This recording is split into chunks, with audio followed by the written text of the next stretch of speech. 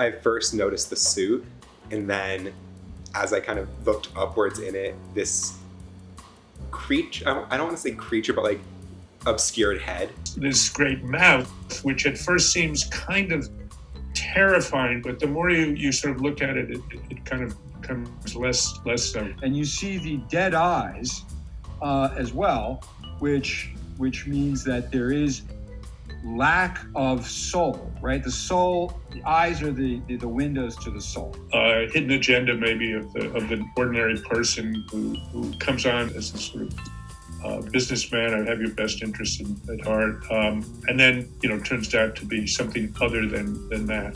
So that piece is called The Man. I made it at the beginning of senior year of high school. That's kind of the time I started rethinking everything and like seeing how my art could be represented in a better way. It's supposed to represent what I would have become if I continued the path of becoming a business major and following like the soulless job of working a 9 to 5 and not really expressing myself. Has like a broader perspective on life and like the systems of society. I was super insecure as a kid, and because of this, I kind of never really showed what I thought. I was too afraid to displease people, so I kind of morphed and became whatever someone wanted me to be, so I could always seem right. And because of this, whenever I would go online and play my video games, I let all this like suppressed emotions come out, and it often came out in like a very negative light. I started to realize how toxic I was being and how this way of thinking was inhibiting my growth as a person. So I took a step back and started to think of ways I could improve myself. And after bouncing around a few ways of thinking, I settled on being myself and accepting my faults and insecurities and using them as ways to grow instead of things I feared.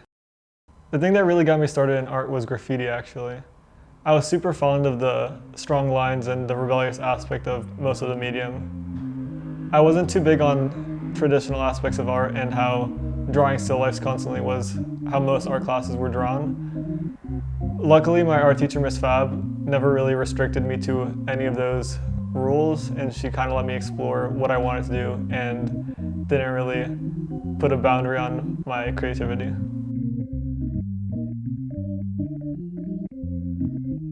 Individual people, individual beings in the world,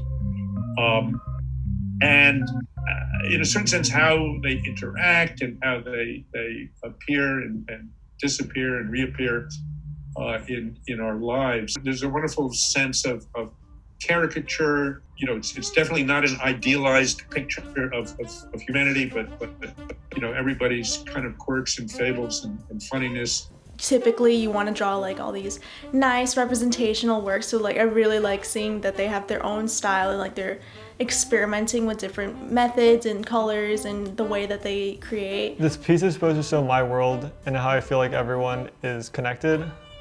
I really don't like how people are often viewed and judged by how they look, and I care a lot more for people's personality, and I want to use this piece as a representation of judging someone by their personality instead of their looks. I connect everyone in the piece in like some way, like either someone's touching someone or they're talking or something. And I did this because I feel like people have a lot more in common than people think at first glance, and if you're able to like really talk to someone, you often find the middle ground somewhere. The art style reminds me of a lot of those like adult cartoons. I think my art style was influenced by cartoons.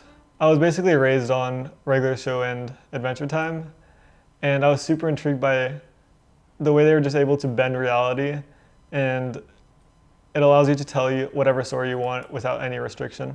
These stringy legs with feet and these stringy arms, and then the head, the kind of goofy, cartoony head. Everyone I draw is super lanky.